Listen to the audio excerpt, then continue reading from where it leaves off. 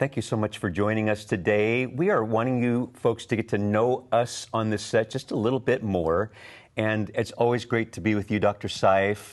Glad to be with you today. My pleasure. You've been a busy guy lately with traveling. I said in another segment that you wear a lot of hats. Yeah. One of those is you're a pastor of a church. Yeah. In terms of wearing a lot of hats, I think it's better to wear out than to rust out. Ooh, that's good. You know, Lord's given me an entrepreneurial spirit, so. Do you have a favorite hat?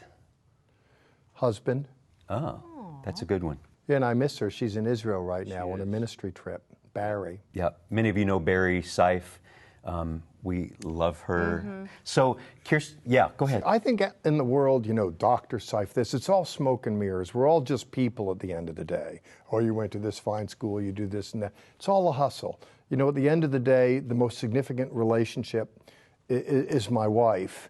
And you know, what other people think and, you know, as they look at you from a distance, you know, I try and do well in this world. But in terms of the favorite hat, you know, I'm 66, she's 68, and I want to finish up in her arms and finish well. I was going to say, I know this is more about you in this little video, but I've got to say also, the older I get, the more I realize the value, if you will, of a tombstone that says, beloved wife, mother, grandma. Bingo. I'm kind of like at the end, when I'm done, that's all I want. I don't want any other titles. I just want to be, man, she was a good mom, a wife, and a grandma. You know, and I want it too, and I think for me it has something to do with age, quite frankly, when I'm younger, getting the education, building the career, letting the world know that I'm here.